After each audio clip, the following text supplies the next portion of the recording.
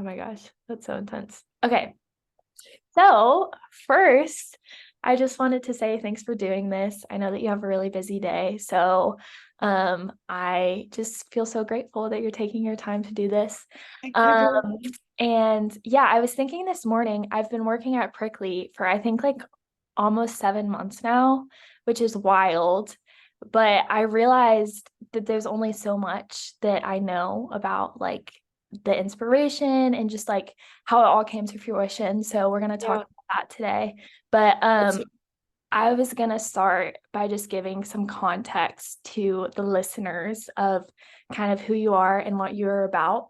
So, um, Annika is a small business owner of Prickly Pear Coffee Company. Prickly Pear started out as a mobile espresso cart and catering business in the wake of COVID-19 and has since grown into a successful brick and mortar espresso bar in downtown Nashville. Just recently, she signed on a second location in the Gulch, and has hopes of it becoming a go-to spot for coffee and community in the heart of Music City. That's a very brief synopsis of the business. love that. Did you write that? Yeah. Love that. Oh my goodness. Can you do all my press releases? That's amazing. Honestly, yeah. But yeah, okay. So with that said, I want to hear a little more about just kind of the inspiration behind Prickly Pear and like what part of your story or background instilled the desire in you to make this dream kind of a reality. Yeah. Um, okay, I think a big part that I don't actually talk about often that may be interesting in this context is so I was a figure skater growing up. No, And I, I don't know that. yeah, I knew that. I was a competitive figure skater, which is funny down here because people are like, that is so weird. But like I grew up in Minnesota. It's not weird. It's Yeah, yeah, I guess it's it's the either norm like there. you figure skated or you played hockey. Yeah. And so I was a figure skater. I loved it. It was great. I actually got hurt when I was like in the eighth grade, probably. Mhm. I fractured my back. And Mhm. so after that, there were just like a lot of sports I could no longer do. Like I was just on a Mhm. long recovery process. Mhm. But the reason I bring that up is while most kids in middle school and high school are like all about the sports, Yeah. I got a job and I got my first job at 13. She hired me without knowing how old I was. And I have been working ever since. And so I think a Yeah. lot of just the desire to start my own business was that I got into business at a very young age. And Mhm. it's been kind of cool. I have like background in like literally every industry. I worked at a general store, I worked at a salon, I worked at a jewelry store, I worked at I managed a spray tan company, like all these different random things. Mhm. Um so I absolutely love working. I love at that age I loved having the independence of my own money. I felt like I fit Mhm. in a lot better with older people, and so being in a work Mhm. environment, I got to kind of just learn from them. And those were such formative years, and so you just are like soaking things in like a sponge. And for me, I just was enthralled with like work in the business world. I also had a very unhealthy coffee addiction and I spent money on two things growing up, and it Mhm. was country concerts and coffee. And Nothing um better. my sweet parents gave me so much freedom, and I Mhm. could go to any concert, I could drink all the coffee, but they were Mhm. not going to pay for it. And Yeah. so kind of this incentive of like, if I want to go do this, then this is means to an end. So I worked for coffee and country, and it's funny to see now how true that still is in my life. I married an Alabama boy and I make coffee for And you live in Nashville. literally, I'm like this was like some sort of prophecy. Uh, Yeah. so by the time I have always had a dream of just like running my own business ever since falling in love with that. Like I have found like Google Docs from 2013 where I was like having all these like business ideas and whatever. But by the time COVID came around, I was working considerably full time. So I got out of class at 10 a.m. and I would go to work. Mhm. And so when everyone was getting unemployment checks, I was also getting unemployment checks. And, I'm making this money that I've never had access to before. And I was like, man, if I'm going to start a business, like I actually am literally being invested in right now by the government. Like I am getting these weekly paycheck stimulus checks. I live at home, so I have no bills. There's no Right. country concert. I can make my coffee at home at this Yeah. point. So I may as well start using this money. So that really is what kind of like why it came out of COVID was that, I worked so much to be able to receive unemployment, the stimulus checks, and then was able to reinvest that. And that was the whole point of the stimulus checks also was to help the economy. So I was like, well, Right. You're like, there's okay. nothing like the backbone of economy than Yeah. small business.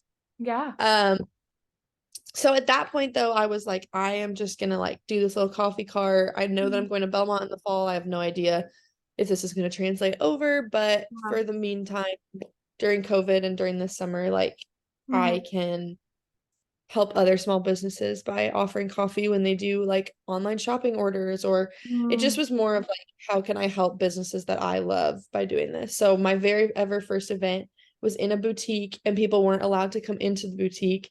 So we Yeah. set up in the front door and you could shop online, pick up your order at the door, and you could Yeah. also grab a coffee when you picked it up. Hey, Uh, so and cool. from there, it just spiraled. It just turned, not spiraled, snowballed. Spiraled is negative. Yeah. It snowballed into like, oh my gosh, can you do this at my shop? And can you do this at my graduation party? And, Yeah. I wanted a coffee cart at my graduation party. So that was another thing that I was like, can't find anything affordable. Like, I'll do it myself. I had worked as a barista at this point. Yeah. Uh, but then a lot of it was just self-taught.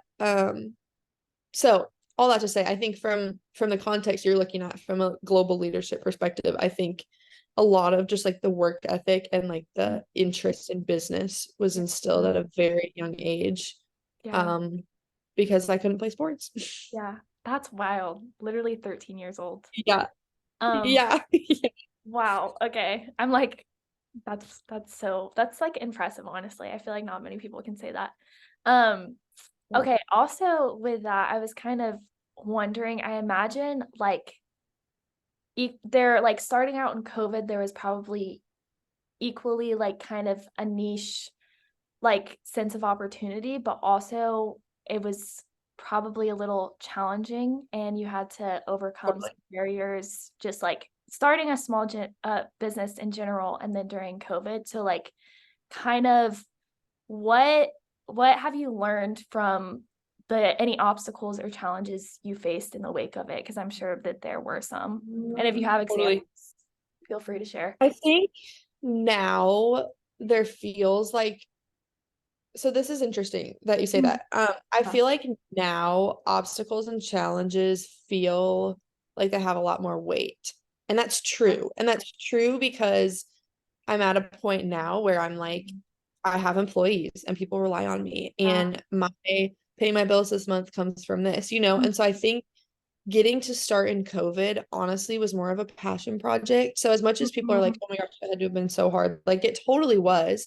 And Yeah. it takes work, but I also wasn't reliant on it, if that makes sense. Mhm. Like Yeah. it got to be more of this side hobby that like if it made money, it made money. And if it failed, then I was going to college in the fall. Like it just felt Yeah. like there was a ton of pressure Yeah. to succeed. Mhm. And I honestly think that was so crucial early on because it got to take its time. I Mhm. got to be really prayerful about where this was going to go. Mhm. I just feel like I had this space to like kind of let go and let God, even though that sounds so cheesy. Like I Yeah. got to step back and be like, okay, I'm gonna lead this, but like, Lord, you're the leader, and like, where do you want it? Yeah. And I think now, as much as that is my heart for the business, it takes a lot more discipline for me to do that now than it did then because I'm like, Mhm. well, what's gonna make money and how am I gonna pay the bills this month and whatever. And I don't ever want to make a decision solely because it's gonna make more money. Like, yes, I have a business trend and we need to pay things, but if it's not ethical, if it's not kind, if it's gonna hurt someone, like we're not gonna do it. And I think that is not something a lot of businesses really adhere to anymore.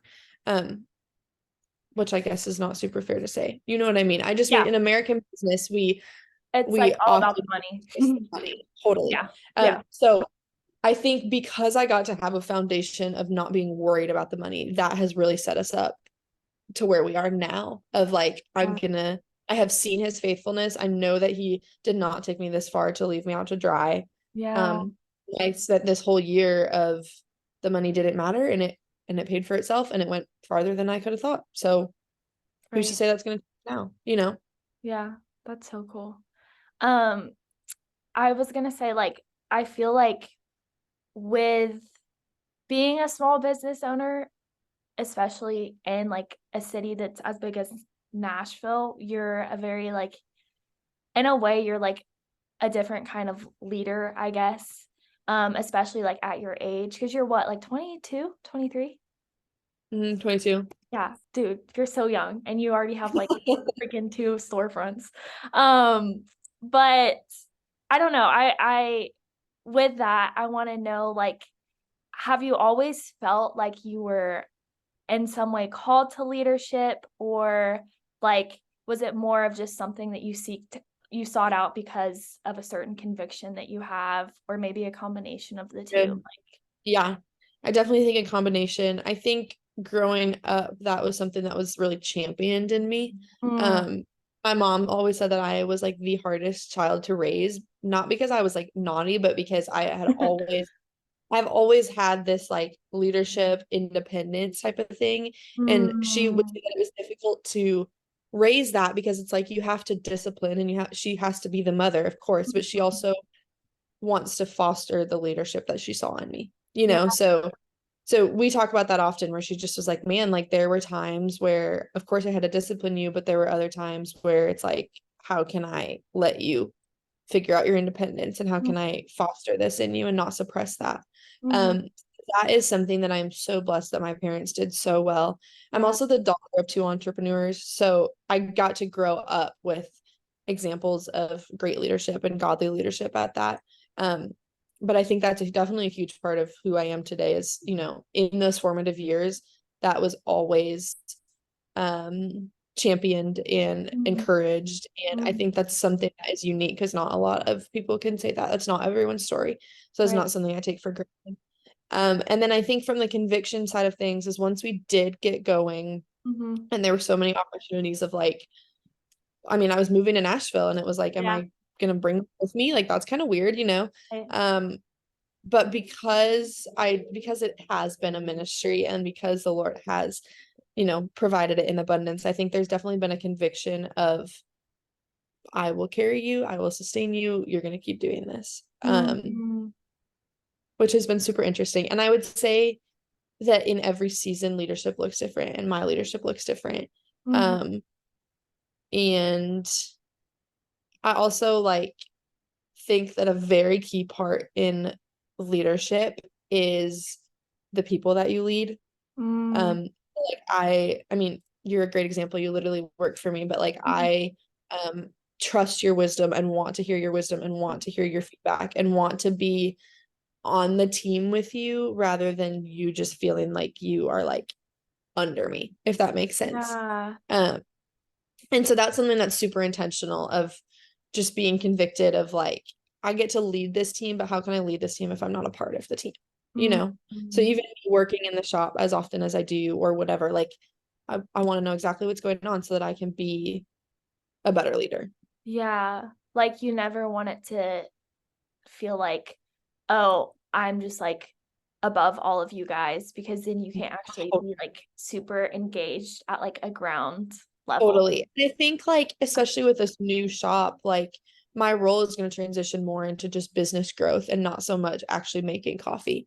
Yeah. And so I'll be not in the shop as much as I am now, but Mhm. I would need to be in wake of that. I need to be very intentional that y'all know like I am only a text away and I want to hear from you and I want to know your thoughts. And just because I'm not doing every day right there, I am still involved and here, so that's why I think leadership looks different in every seasons and there's just ways to be able to pivot to do that well. Mhm. Yeah. Yeah. I love that. Um, okay, another question that I kind of had off the topic of leadership is, I guess this is more just like words of wisdom slash input um approach, but like I don't know, I guess for someone who, because I would consider you someone who's like kind of a natural born leader. Um Mm, and yeah. like you're pretty bold, you're outgoing, you have kind of this innate like entrepreneurial spirit. For someone who's less, I guess, inclined towards that, um, I just want to know your input. Like, how do you feel like they can still make a difference in their community or with a business venture? Like, yeah, I don't know. Oh, I love that question. I actually just was on a podcast last week, and I feel like Yeah. that's a lot of what we talked about. Oh, that's Um, I think there's a few things. One of the things that Luke and I have been talking about a lot lately, mm-hmm. is because or I think one thing I would add to your question also is if you have an entrepreneurial spirit, but you are not able to start your own thing right now, Mm, right? Like maybe you're yeah, working for someone yeah, else, is something I would just add to that. So like he has an entrepreneurial spirit that I think has yeah. yet to be explored. Mm-hmm. And one thing we talk about well is like just having every day when you go into work, like Mm-hmm. having a conscious attitude of like, okay, how can I serve these people? Or how can I just go out of my way to love them today? Or how can I be creative in my job? Or so I think one of my biggest things of encouragement would be to be super intentional with where you're at. Yeah. Um, there are so many things. I mean, like I said, like I have all this experience in random places. One of the things my mom and I were talking about yesterday is most recently my experiences as a corporate project manager. And my experience as a corporate project manager has made me so much better of a leader running a coffee Mm-hmm. shop, right? And it's Yeah. like those things, like sure, there's correlations and whatever, but it's like I was working in graphic design in corporate America, and Yeah. now I'm running a coffee shop. And there's so many tangents between literally every job if you're being intentional with an attitude to show up to learn. And when Mm-hmm. I was working in the corporate world, my whole thing was like, I know that I want to start my own thing one day. I know that this is not forever, but Mm-hmm. what can I learn from it? So I would encourage anyone who either is entrepreneurial and it's not their time, or wants to kind of learn to be entrepreneurial, because I think that's definitely something that's possible, Mm-hmm. is to just like soak it up like a sponge. Like literally wherever the Lord has you, wherever it is that you get to do, look for look for things outside of the box that you can learn, um Mm-hmm. and just have a very intentional attitude of how you're going to show up Yeah. through that. Yeah. That's so good. And I think like, and you kind of already made this point, but like, I think people don't give the like relational aspect of leadership enough credit. Like, because I think when you think leadership, it's very much this like big dog, like I'm over all these people. And I think something that you're really good at is like, no, like you have to meet people where they are. And like, it is good to 100%. have goals and dreams and aspirations, but to be like, hey, I'm just figuring this out and like you're figuring this out, Yes, just like having a humility about you. I I think think that's something I was like so real with y'all about on day yeah. one. I just No, and I like, really appreciated it.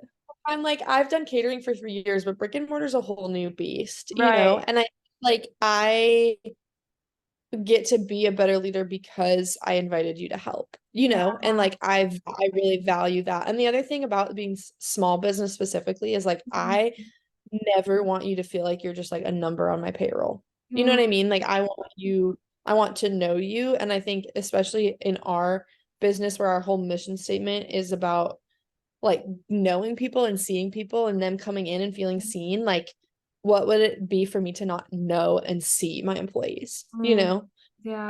So I think it's like it's been, this is the first 7 months that I've had employees like this. And so it's a lot of learning, but I think I get to be a better leader by having the humility and just saying, hey, like, can we be in it together? Yeah.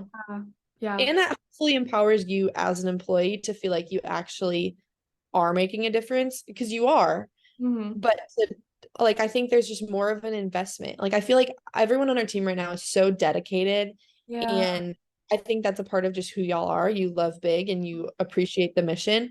But I Hmm. think because I've gotten to give you a space to actually like grow with it, that Yeah. definitely helps you to feel more invested. Yeah. No, I absolutely agree. I love our little team. It's the best. It's the best. It really is.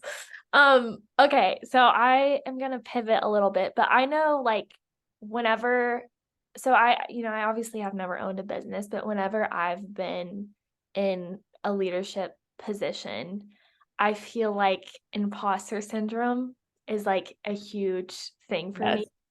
Um, one, do you like resonate with this at all? Yes, yes. And okay, how do you kind of Like like daily. manage that fear of inadequacy, I guess? That's so good. Um, that's so good. Okay, there's a few things. I actually think so here there's a few things. Okay. Imposter syndrome is very real. I Yeah. think the way that we respond is super important because I think Yeah. my imposter syndrome, if Mhm. I let that be, if I give that enough energy in my thought life, that is something that the enemy will take and run with. Mm. Totally. And I truly, and this is for me personally, but I truly don't know how anybody can run a business without knowing Jesus Mm. because I feel like daily I have to surrender that, because it's like Yeah. this feeling of imposter syndrome comes up, and my two options are to either let it fester and give it energy and let the devil tell me that I am super inadequate, or Mm. my other option is to literally just be like, wow, I feel this coming on. Lord, I give it to you and I lay it down and I'm not going to think about it because you've gone before me. Yeah. Um, so those are two things is that I definitely think it is a daily surrender. There are a Mm. lot of things I surrender daily, and that is a big one. And I think that's something that I have to surrender sometimes without even knowing it. Like it doesn't it's one of those things that hides, it's a feeling that hides in other narratives in my brain. Does Mm. that makes sense? Yeah. Um, like it disguises itself really well. Yeah. Yeah. Someone asks me a question I don't know an answer to, or things feel intimidating, or we run out of inventory and I should have been on it. Just little things like that where it's Yeah. like that can very quickly lead into, well, you're actually doing a terrible job and you don't know what you're doing and you're not good enough, right? And that narrative is something that I think anybody can feel about school. And you're like, well, you didn't get this grade, so you actually are not smart and you're not good enough and you don't know what you're doing, right? Like how many times does this feeling of you're not good enough disguise itself? So I Yeah. think that is just one of the very tangible ways that I experienced that. Yeah. Um, one of my mentors said to me a couple years ago, and I think this has changed my entire outlook on imposter syndrome. She Mhm. was like, Annika, I've been owning a business for 10 years and I still feel like I don't know what I'm doing. And I Yeah. know from experience that you never will never feel like you know exactly what you're doing. Yeah. And for me, like it sounds silly and it sounds kind of like, oh, well, that's such a bummer. Like you literally can do it for so long and never feel like an expert. For Yeah. me, that felt like I got to take a breath Uh, and be like, okay, I am chasing this feeling that is not attainable. And Yeah. that's what it was for me. Like I was like, I every day like want to feel like I know what I'm doing, want to feel worthy of this, da da da da da. And she's like, you're literally not. So give up this Mhm. expectation. Just because you Mhm. can't reach that feeling doesn't mean you don't know what you're doing. And Yeah. take it a day at a time. I know more today than I knew yesterday, and that's what Mhm. matters. Yeah. And then surrounding yourself with people um who can help. But Mhm. yeah, I think acknowledging the imposter syndrome is also super real. Otherwise, it does disguise itself, Yeah. and that lead Mhm. into so many other things. Yeah, that's so true.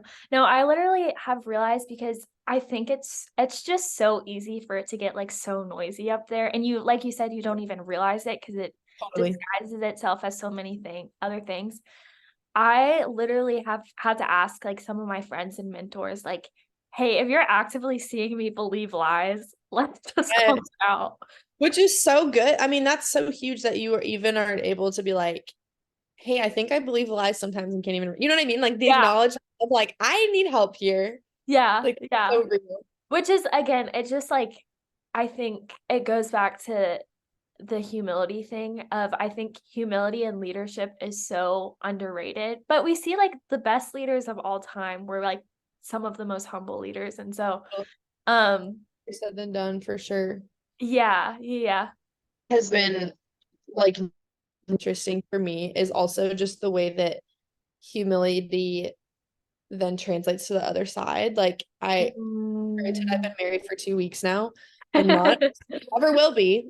There's imposter syndrome there. Yeah. Um, but like, how can I like now he is the leader as the head of the house, and so how can I be humble to like submit to him? And I Mhm. think that's gonna be something that like a year from now is gonna be super interesting to look back at what I've learned because I'm such a natural born leader. Like, what Yeah. does it would look like to actually be led in marriage. And I Right. think you're gonna have such an interesting dynamic as he actually comes and works for me, because it's like at work I'll kind of be the leader, and Mhm. then we come home and he's leader of the house, you know? Ah, Um, but I think because we have such a team mindset in leadership, it doesn't feel as scary as it could.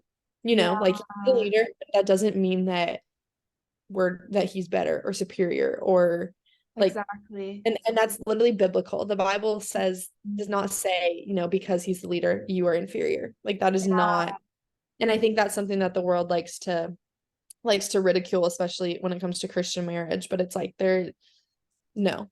Yeah. So Yeah, like that'll be you have to, interesting. yeah, yeah. Yeah, I think that is such a thing that people believe of, like, with leadership, you have to put someone down to, like, raise someone up. Totally, totally. There's a way that you can, like, very beautifully lead that doesn't, like, negate the strengths Yeah. of the other person and, like, I vice guess it versa. should be encouraging those Mhm. strengths, Yeah. right?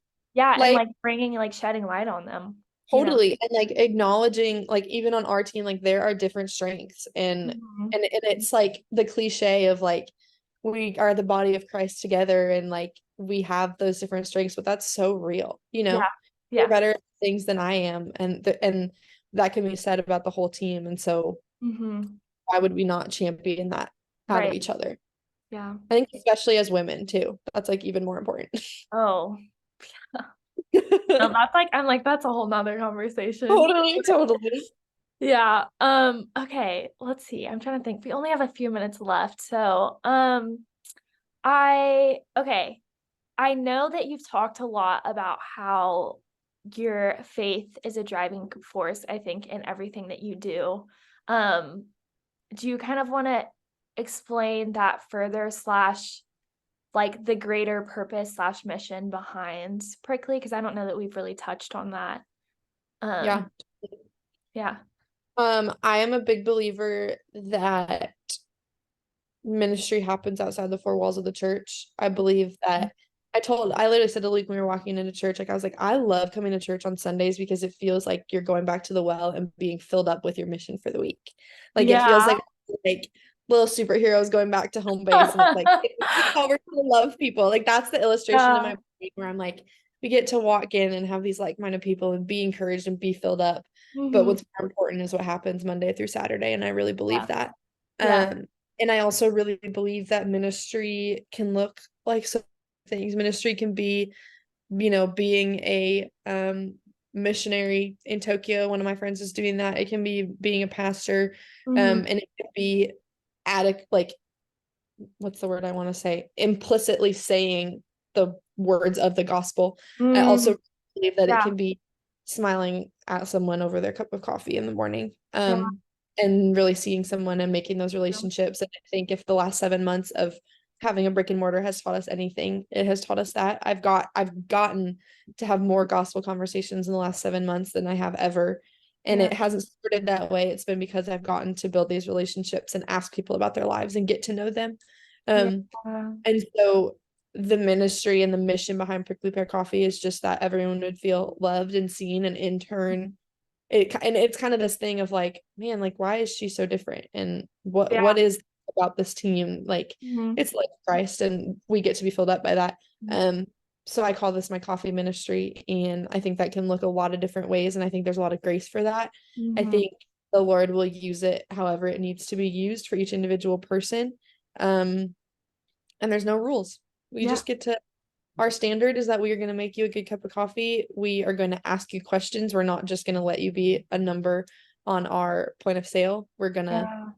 We're going to know you, and love you, even if it's our first time meeting. You're going to feel welcomed and seen. And I think in a world that is so mobile order and technology based or whatever, there's Mhm. very few times throughout our day that we actually interact, especially in the service industry. People don't interact and look someone in the eyes and smile, and there's science behind the power of that. So that Yeah. is kind of where Yeah. we're at now.